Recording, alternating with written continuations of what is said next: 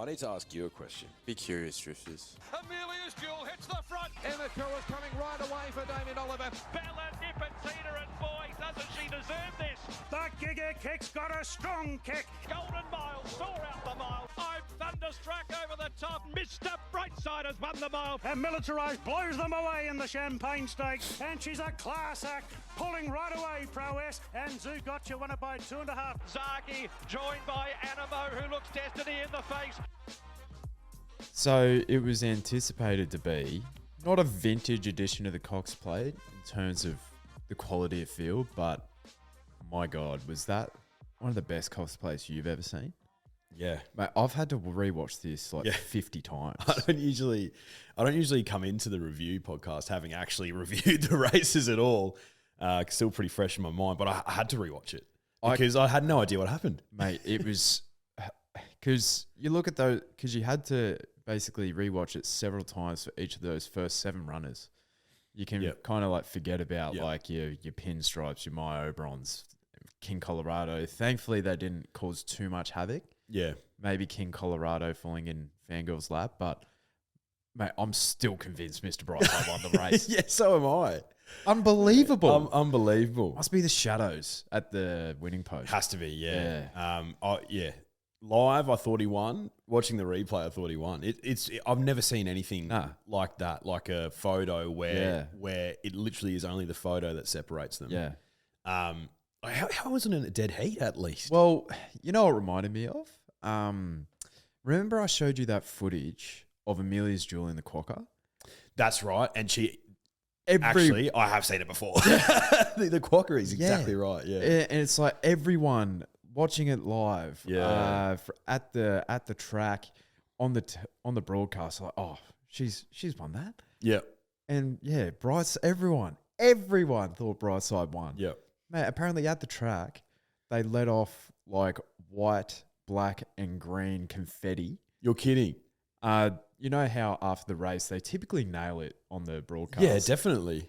They follow the winner. So the J-Max said it is like, oh, they were following Brightside. And then when Matt Hills said, Romantic Warrior has won, J-Mac couldn't believe it. He's like, I thought I lost that race. Yeah. So not even he thought he won. Not even the pilot. Unbelievable. Look, it didn't help that, like, I lost count, but like we would have passed like the 30 beer mark by that point. Like, I lost count at about 30. I didn't realize you could get so pissed from drinking golds.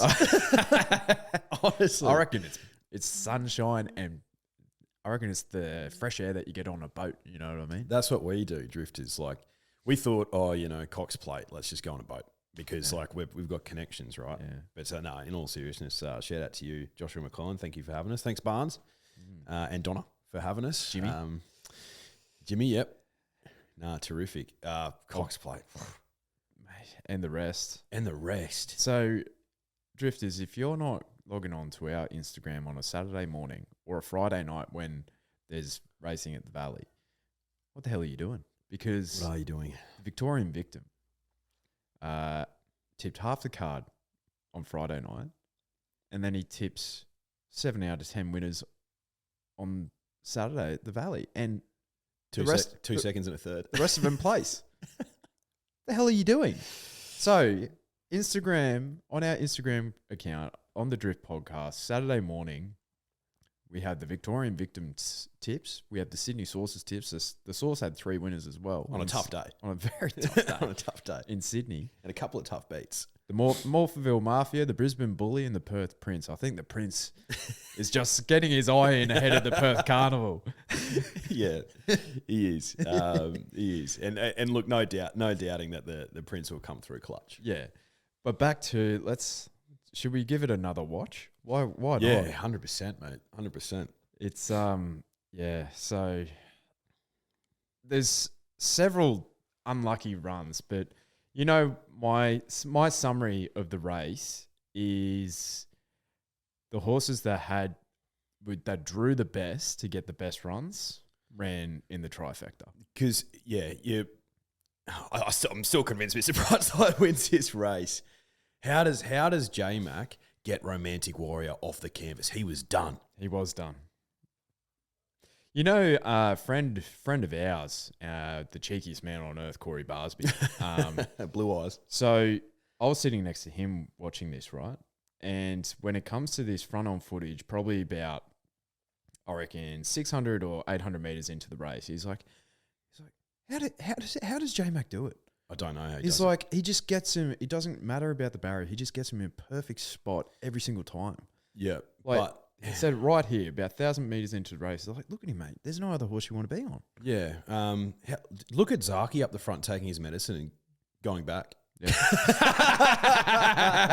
Are you serious though? Is that not the worst take you've ever heard in your life? He comes across and he finds the front. Oh my God. The only, mate, we nailed this speed map effectively, except for King Colorado on the fence. On the fence. Yeah. You did say that you thought Alligator Blood would take a sit off the speed. I thought he would lead. Yeah.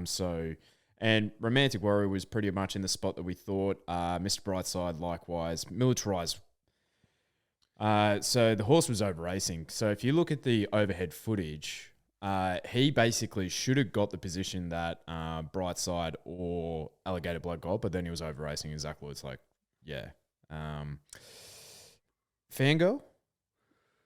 I thought she ran out of... Oh, I thought she ran out of her skin. Yeah, I thought... I was just surprised because through the line, look at this. 100 metres past the post, she's basically past him. So I think she runs out 2,000 easy. I think she does.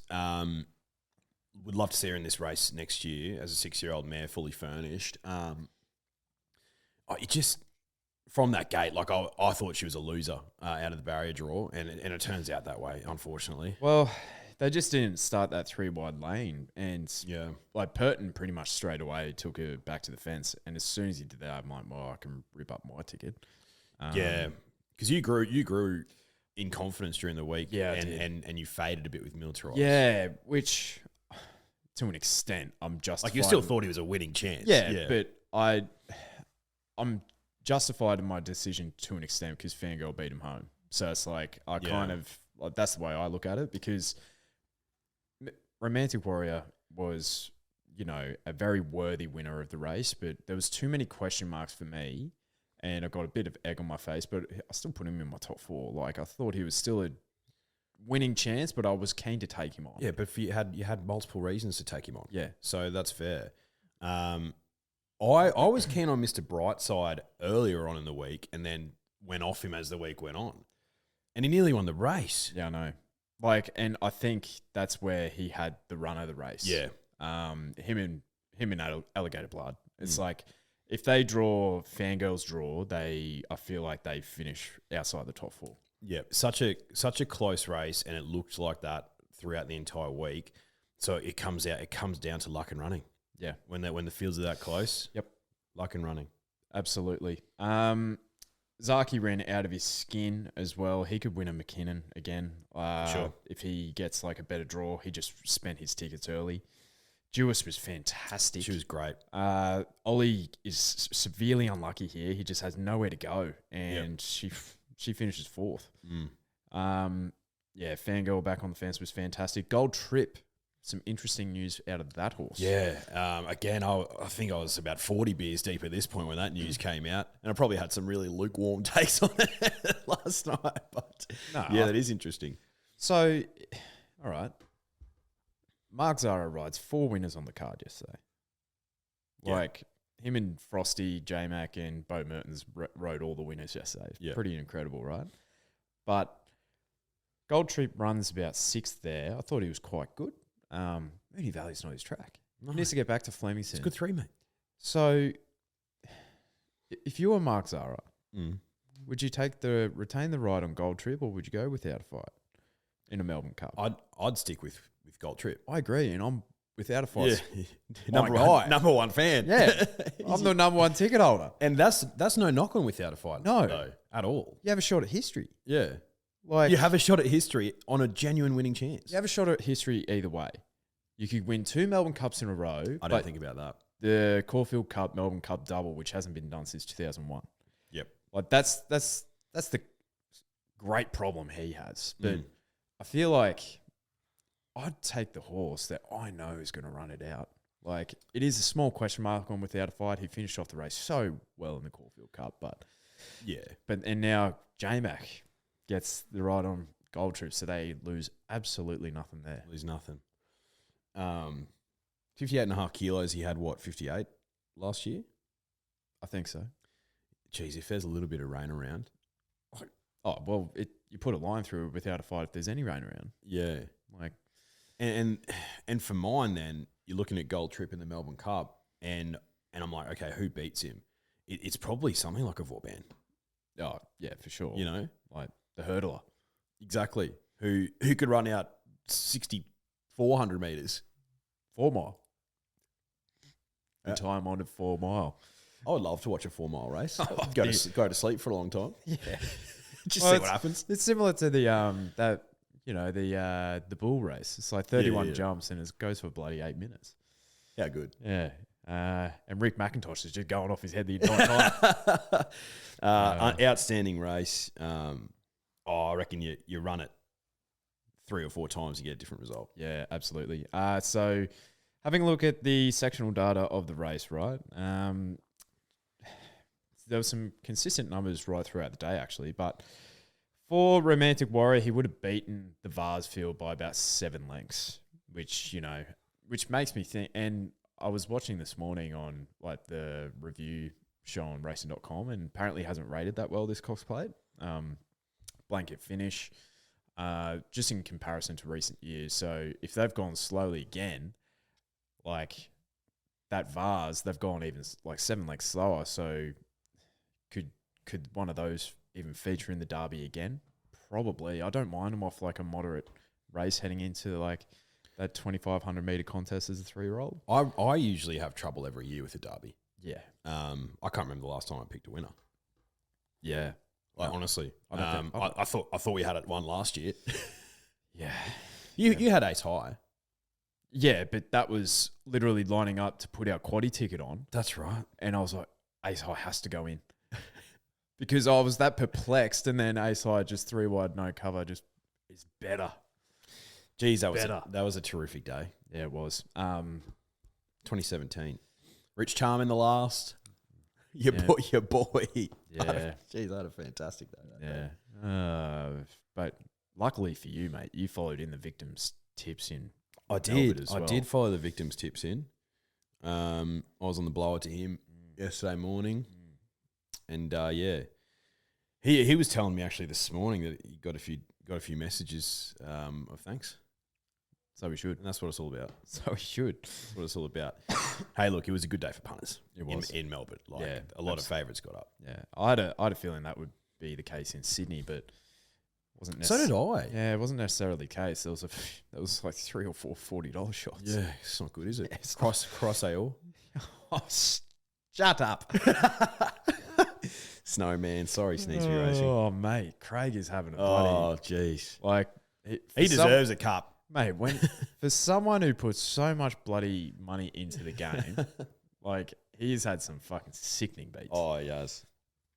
Oh, talking about sickening. Should we talk about counter? I don't know. I don't know if I want to. But okay. All right. So, in the Stewards Report, Drifters, if you saw that we had a runner yesterday at the first at Kemlet, the favourite, $2.30 favourite at that, counter. My God. Counter in the Stewards Report. The jockey reported that he was instructed to ride counter with cover towards the rear of the field. He said that from wide barrier, he was able to comply with the instructions in the early stages. However, counter commenced the race ungenerously, refusing to settle, and passing the 1,500 metres, hung in across heels of final reset and had to be checked. He added that counter had then continued to race ungenerously throughout the middle stages and near the 700 metres. So that's 800. No, sorry, that's 1,300 metres of racing ungenerously. You can't win it. You can't win a lot of races behaving like that. No, and then when carried wider by Bright Red, the gelding failed to respond to his riding and weakened in the straight. A post-vet's examination of counter did not reveal anything. Stewards will follow up with the post-race condition of counter in the subsequent days. Charlie Duckworth has been advised that a warning had been placed on the gelding's record, so he's a naughty boy. Mate, that was one of the most sickening watches I've ever seen. It was horrific to watch. It was terrible. If you haven't done it, I'd like you can look it up, but I prepare a bucket. Honestly, I was saying people right, puking everywhere. Yuck. If people hit me up, go like, "Hey, should I have a bet on this thing?" I said, "Absolutely not. It's way too short. Way too short, and it's on a heavy track. But I don't know if he's going to get through it. All I know is that the stable were supremely confident." Yeah, and that's all we said. Yeah, we said like it's the favorite and it will go close, like, and the stable's confident, but I was before the markets went up, mate. I was like maybe fours. Yeah, I was like, fours I'd be happy with. $2.30. They're saying something I'm not. Are you shitting and pissing on my face?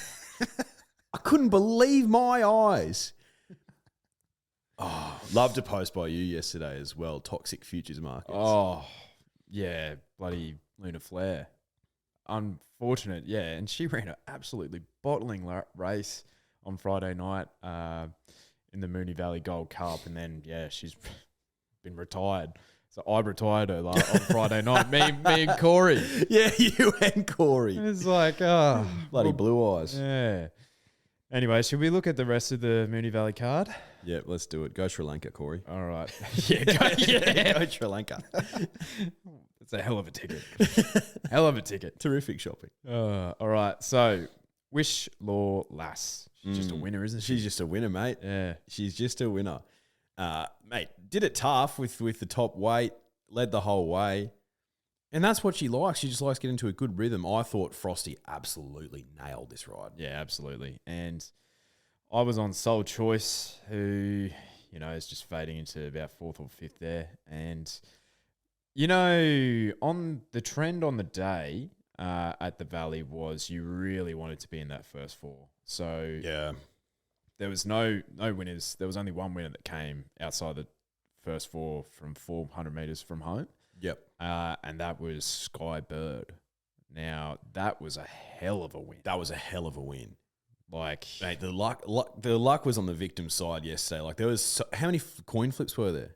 Oh, so how's it? I'll read out the margins: 0.43, 1.25, 0.1, 0.2, 0.22, 3.25 Imperatriz, 0.1, 0.4. So there was a lot of close racing. Gee whiz. Yeah. And that's the difference. Yeah. And so in terms of, so prowess, there was 3 races over, I think that was the 1,600 metres. 3 races over the 1,600. Prowess was the quickest of those, and that was the best race on the day. But they would have been Skybird by about 7.3 lengths or so. Gotcha. And then Wish Law Lass would have beaten Skybird by about 6 lengths. Gotcha. So, to me, that makes what Skybird did even more impressive because it must have been going slow. They were going slow. So, didn't really have the opportunity to show her best in a quickly run race. Skybird came from the clouds. She came from the clouds, mate. And she drifted too. She got out to about $3.30 with the good people at Ned's. I think because of the way that the track was playing. Yeah. So that was Legato-esque. Yeah. That's a good shout. Yeah. Mitch Freedman could have his second Group 1 winner in the matter of weeks.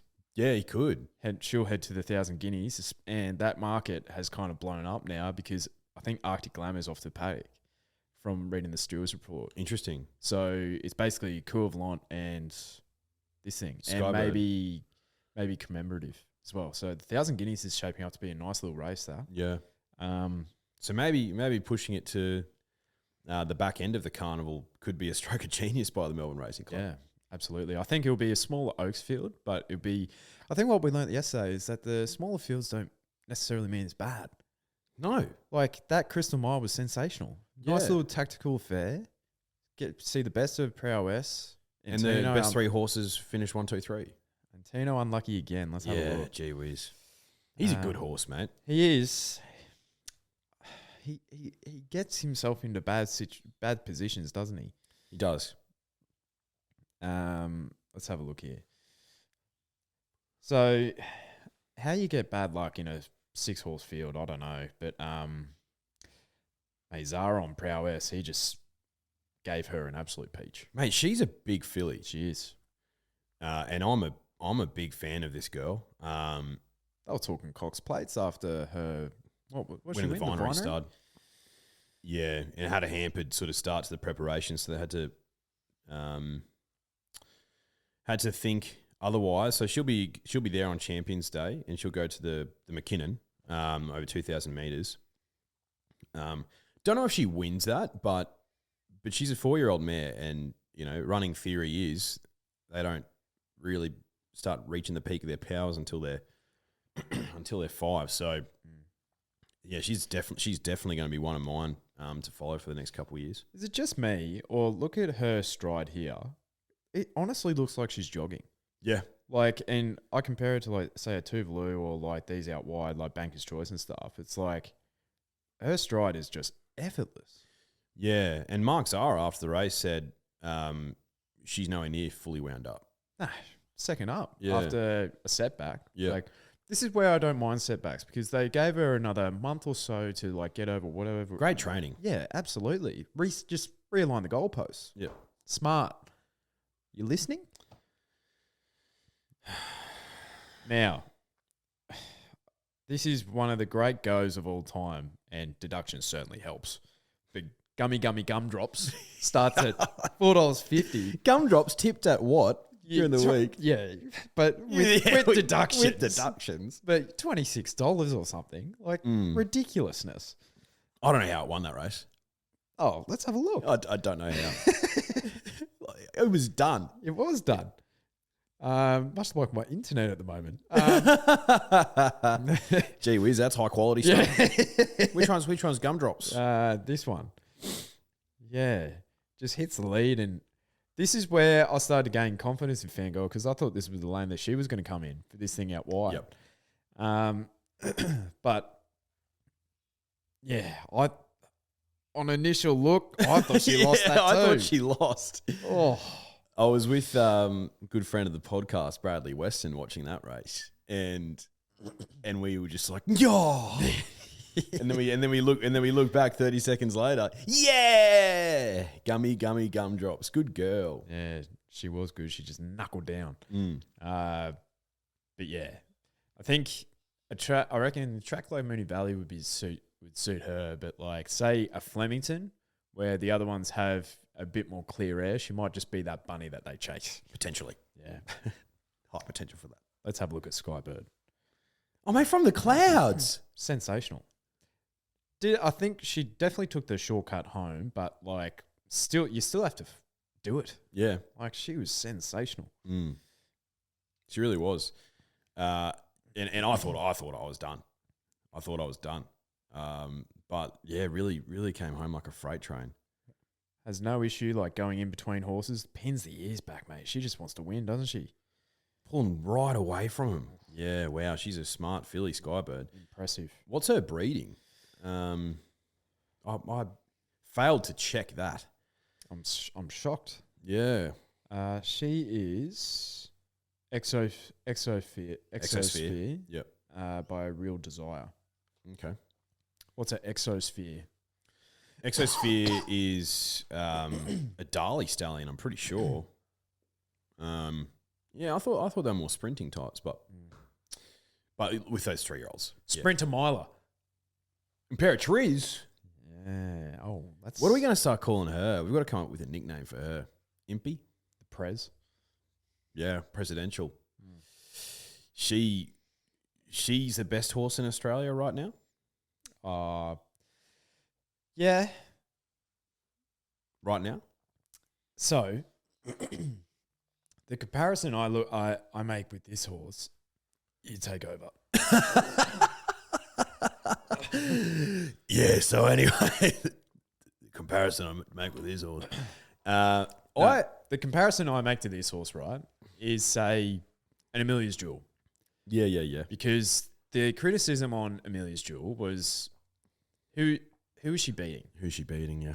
So first up, like, the Prez obviously ticked that box because Giga Kick and Rothfire's like a good benchmark, just very hard to get past.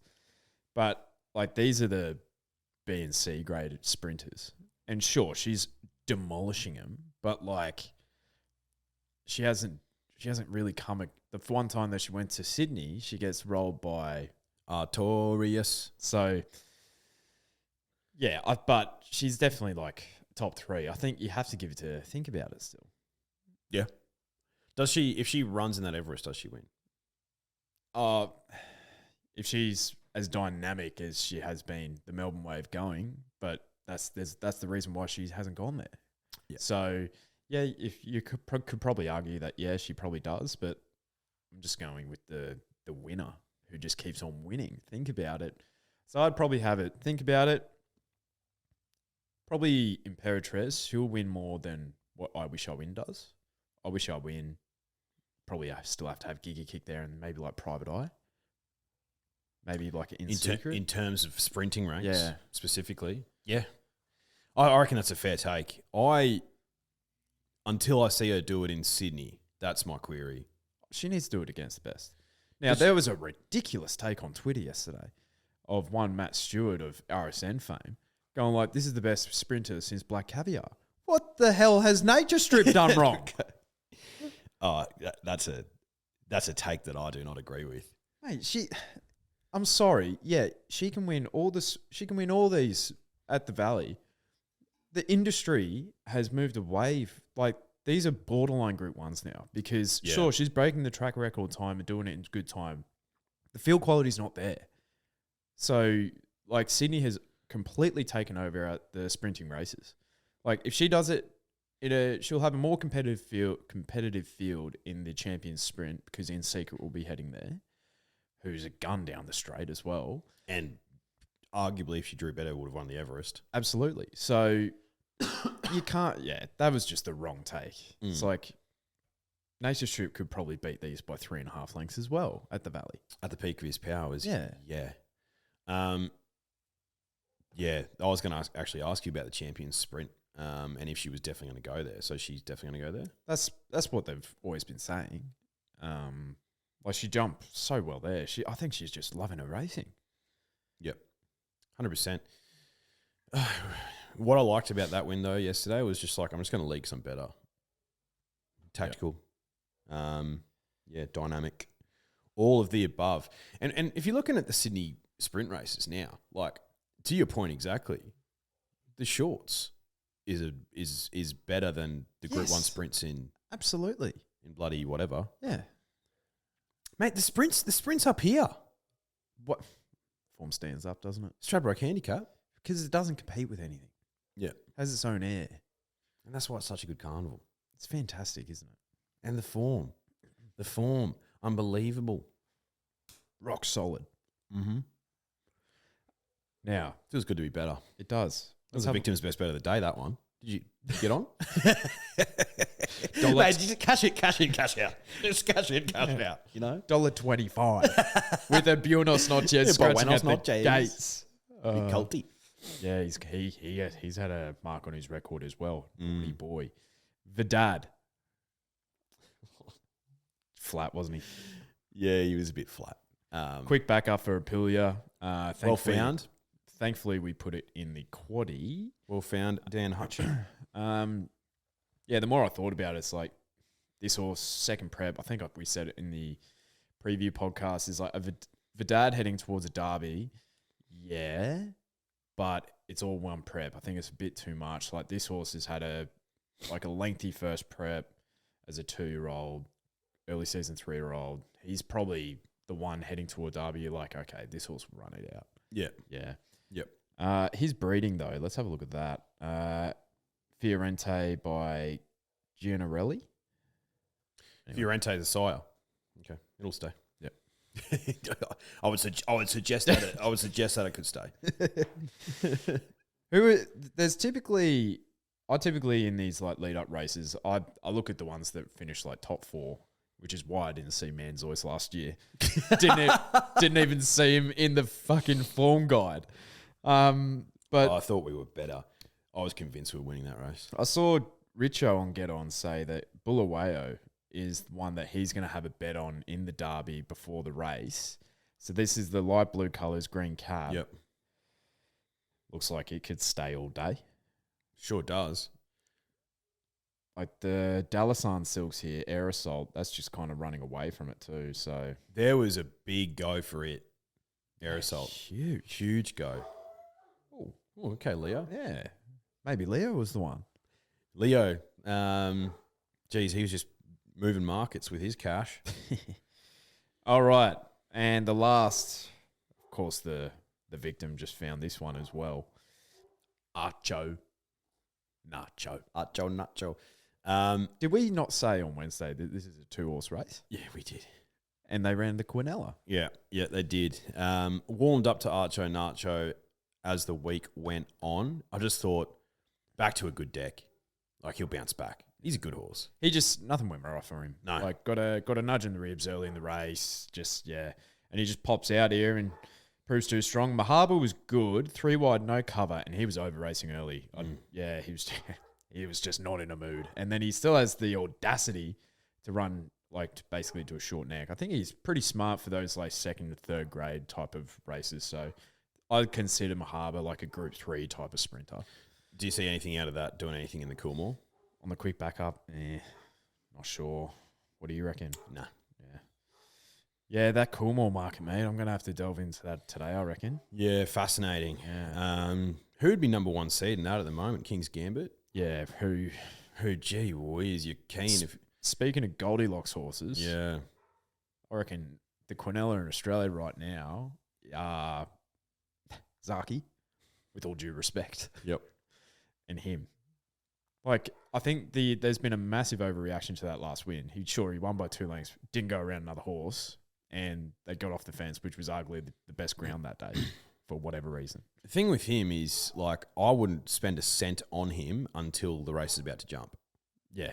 Like, I'm not getting on. No. You know what I mean? Because I want to see, I think he was a lot better in the parade ring. But He still wasn't great. No, he was still sweating up. He was bucking around. He was having a good old time. But if he... Mr. Duffersey was like, you're kidding. If Ronnie goes like, this horse is melting again, then I can't possibly back it. I just want to see a Ronnie cam of him watching the Mountie. He's like, oh, Not again. not again. I'm looking at the Coolmore form when the final field comes out on Wednesday, Drifters, and I'm looking to get him beat before I'm taking him. Yeah. Do you know what I mean? Well, And if I don't see anything that can beat him, then I'm taking him. Let's have a look. Let's go through this market right now because Derby Day is our favourite day and we basically know that program backwards and forwards. All right, so the market is Cylinder 420. 420. King's Gambit 5s, Shinzo 7s, I'm Unstoppable, who just got a new rider. Who'd he get? Blake Shin. Jumped on instead of whoever was on him previously. Osmosis 8s, Stratton Angel 8s. She's a smart filly. She reminds me of September Run. Yeah. She has that profile. Definitely has that profile. Yep. Very well said. Stapati 10s won't be going there, I don't think. No. Commemorative, that is just... What? Why is she in the market? Huh? Toxic futures market. Hedged, not good enough. Moravia, that was the colt that was running in Sydney. Typically the pacemaker in those lead-up races. V8 in that market? Yes, $15. Coming back to the sprint. Arkansas Kid at 26s. Centify 15. Do you know what? People continue to underrate Cylinder, I think. Yeah. And he can win that race. He can. Because he's professional. He's the most consistent. Yeah. Like, I don't know. He's not as brilliant as King's Gambit. No. And that's what you're punting on. Is like, if King's Gambit blows himself up. if he puts it all together, he will win like Home Affairs. Yeah. Like, that's what you're punting on. And it's like, then you could look back. It's like, how the hell did we get $5 for this horse? Which you look back on Home Affairs, like, how did we get this price? Yeah, true. Yeah. Very good point. Yeah. And I'm personally keen to take on Cylinder because I think the Everest was the target. And, they got there and this will be his 5th or 6th run of prep. It's like, oof, how resilient are you? And if he's better, he's better. Well, what we saw he had a run too many as a 2-year-old in size produce and he failed. Yeah. And he was, $2 that day? Stupid. silly stuff. Let's head to Sydney, hey? Oh, anything Friday night you want to highlight? No. Found Declare going down by a half head. Come on, mate.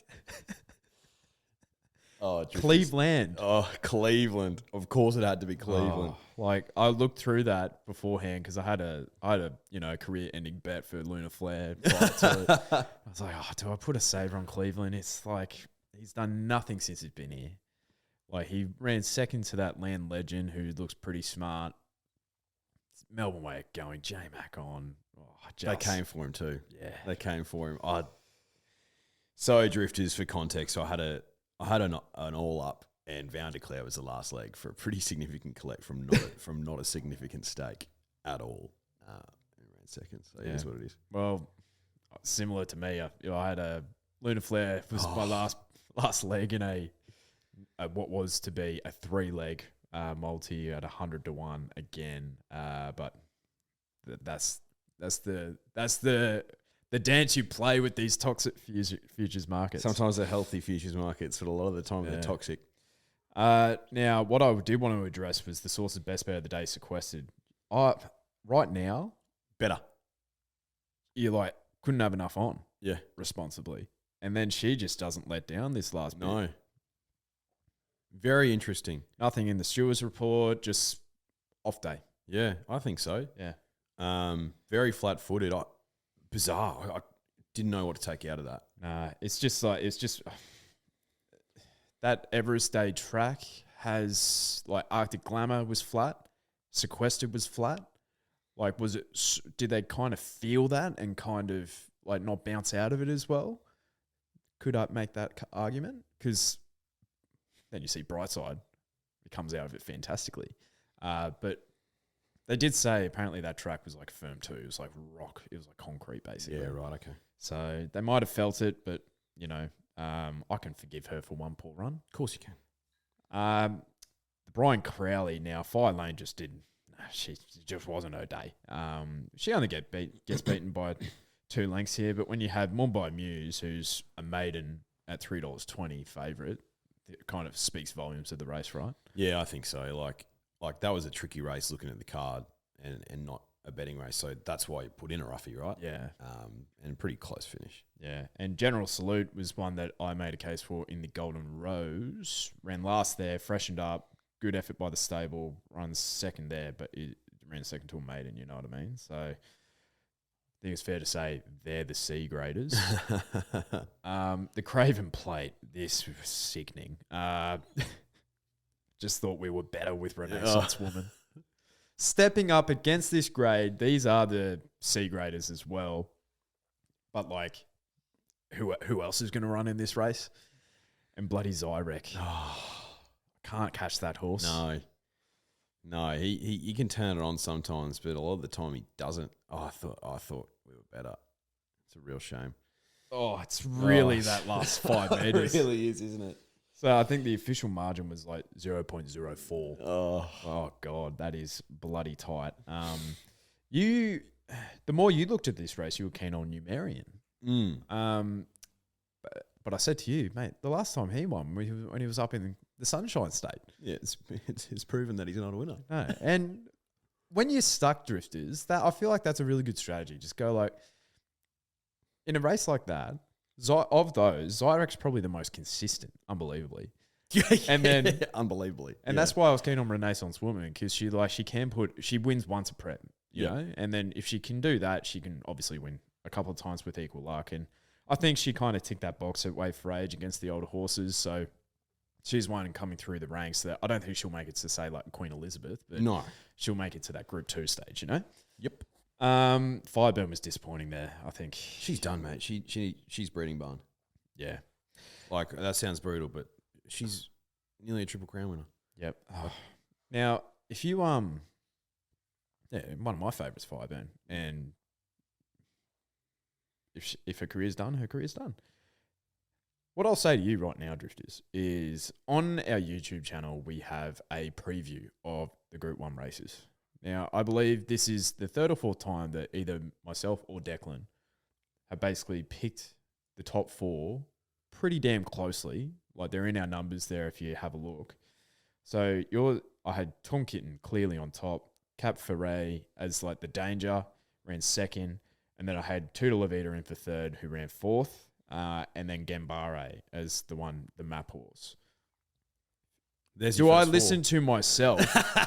No, but this first four paid like 1,500. So it's just worth noting, you know. But how good was Big Tommy here? Kitty Cat Tom, I thought Hungry Hippo Adam was a terrific ride. Yeah. You know, it was the key to this horse and why I was really warming to him. And it was just a little bit of cut out of the ground. Like, when he was right on top of the ground, Nash said, it was just a passing comment. He's like, not sure he appreciated that. And Nash knows. Look at that. Good four, genuine good four, because it was soft 5 early in the day, and he just lengthens. Like, I don't think, like, Cap Ferret is a maiden. Like, Tutor Levita, I'm still happy to have her heading towards an Oaks. Against the boys. First one home against the boys. Gambare, you know, had every favour, but Big Tom was just, if Nash is saying that, you know, this horse is the best thing he's ever ridden, then you have to stand up and bet accordingly, don't you? Kitty Cat Tom. Not so much of a cat. He's not.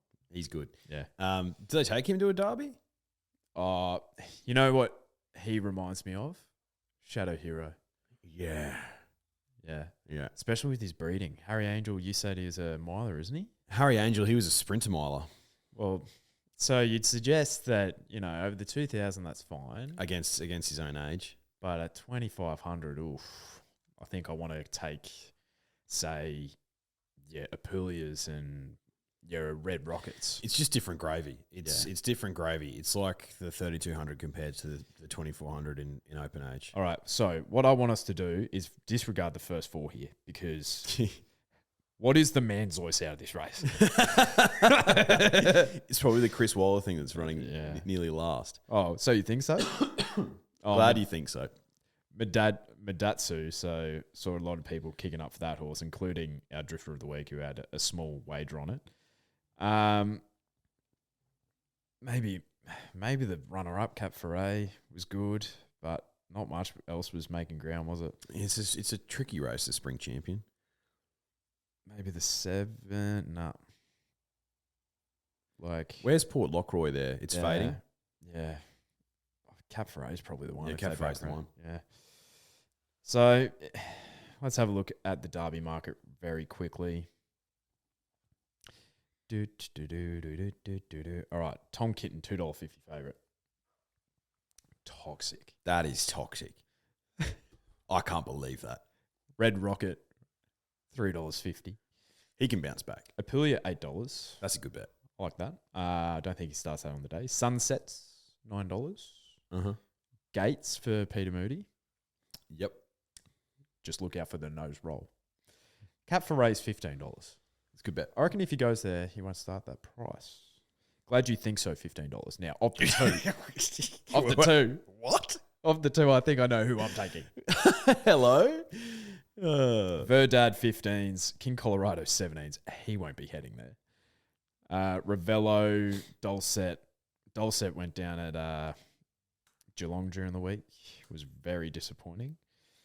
Port Lockroy, Snowman, $21. Air Assault. Yeah. Don Corleone. What? What is he doing Who in else there? in there, bloody little bros? Yeah. Let's have a look. What's going on? Who's putting a bet on that? Chrysaor? Come on, man. Come on. That's an unbelievably toxic market. Yeah. That's radioactive. Nuclear. So Cap Ferret, the maiden, Johnny Get Angry vibes. I reckon he could feature. Yeah, I think so. But I can't believe that market. We'll see. $2.50 for Kitty Cat Tom. Yeah, like it was impressive, but may as well be another 2 mile heading up 500 meters. Now, the invitation, Epsiona. Mare's great, mate. Yeah, were you keen on Magic Time? No, I was keen on Epsiona. I was warming up to Magic Time and Opal Ridge, but I had a bet. Ridge. I ended up having a bet on Epsiona. And I believe on your Neds app you had a bet on an each way bet on Opal Ridge. I did, as well. yeah, I did because she was $10. Yeah, and she's back on the inside there, hitting the line nicely. But yeah, Epsiona, mate, she's. What was that text message that we saw earlier from the Wallace stable, saying to one friend of the show, we figured her out. Yeah, seeing the results, aren't we? She's just so good, mate. she's good. Where does she sit in? Obviously, she's not doing it against the boys. I've no doubt she could, but in the rankings of mares in Australia, where she'd be top 5 surely. Shit, she'd have to be. In secret, Imperatriz. Yeah, I'm struggling to think. Montefilia. Yeah, Monty. I think Prowess will be there soon, but yeah, She'd have to be. have to be Because she brains all these all the time. Mare's grade. Where to for her now? Is she done for the prep? You probably got all you need, don't you? I don't know if she heads to, say, 5 diamonds is probably a bit out of her scope. 1800 probably sees her out. Empire Rose next week. Quick backup. That'd be tough. I reckon out of this, who might actually go there is potentially Roots. She was a bit disappointing. She was. I completely forgot about her. Yeah. Have a look at her back in the field here. She just never got warm. Basically, Tommy Berry said that she just never got into it. So I'm still convinced she's going all right. I can forgive him for one poor run, and you're just going to get a better price. Yeah. Epsiona, I would love to see her feature in a Queensland Winter Carnival Stradbroke Handicap Taz Tiara. She carried too much weight. In Australia, you reckon? Yeah. She's a Group 1 winner. Like 55 or something, 56? Yeah. For a mare, That's hard. That's a lot. You know what we forgot about? I didn't. You know what you forgot about Opal Ridge? She needs gaps between runs. She does, yeah. So that was 2 weeks from the Cozzy. We saw it in the Brisbane Winter Carnival. Her elite runs, that one at Scone that she blew them away. Month between runs. So horse follows their profile drifters, and Epsiona against the girls is a good bet. She wears the concussion plates too, Opal Ridge, which suggests to me that she does need the 4 weeks between the runs because she probably really feels it. Magic Time was good there. Spent a little bit too much petrol early, and she's another one where I think we see her absolute best when she's given those gaps. But you're not going to turn down what was this, $2 million race? Exactly. You race her. She runs third. Yeah, you race her. You're justified in your decision, Graham Begg. Now this, I wanted to vomit watching this. The Calendar Presnell. Arctic Glamour. Right now, Kieran's given a good ride. I thought, no excuses. She just doesn't want to, she just didn't let down. Maybe she was flat from that, rock hard Everest deck. Oh, Sneesby Racing. This is a tough beat. During the week when we interviewed him, he's going to the Vars. They've changed plans. Oh, that is sickening. Oh. And Chrysaor of all the horses. I think I put this horse in my betting strategy in the JJ Atkins. Chrysaor. Snowman after the line too. I know. And who's running into third there? One of the best maidens in Australia, Ducasse. True. He'll win a race, Ducasse. He will. Snowman, he's still got his nuts. Fascinated to see what they do with him. Oh, he's a 3-year-old. Do you aim him at the Guineas? Yeah. In the autumn. I think he showed there on pace. He'll be tough to get past, say an Australian Guineas in the autumn. Yeah. What else? Randwick Guineas, Rosehill Guineas. Yeah. I think he's a miler. Well, yeah, the Guineas Day in the autumn, because they run them on the same day, for fucking God knows why. So the pool will be diluted. It'll be his best chance to become a stallion prospect. Yeah. So best of luck to Sneesby Racing there. Arctic Glamour flat, but as we said, probably End of prep. And you had a nice little bet on Gringotts in the last as well. Yeah, best of the day in Sydney. Congratulations. $2.15. Yeah. No prizes there. Nah. But no, yeah.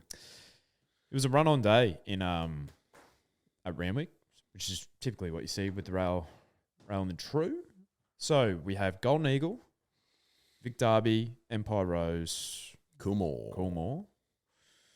Is that it? Yep. Used to have the Cantala. And then there's the Giga Kick as well, which, they'll be running for $5 million in bonus money from Team Blue. Think about it. Goes again. You know who's a sneaky chance in that? I haven't checked the forecast either, but like Bella Nipotina's actually ranked pretty well in that. Like I think she'd be like second or third, and I think it's double points. So unbelievably, if she was to kind of like turn the tables on, say, think about it, she could actually win that purse, which is crazy. That is crazy. Golden Eagle, fascinating edition this year. Yeah.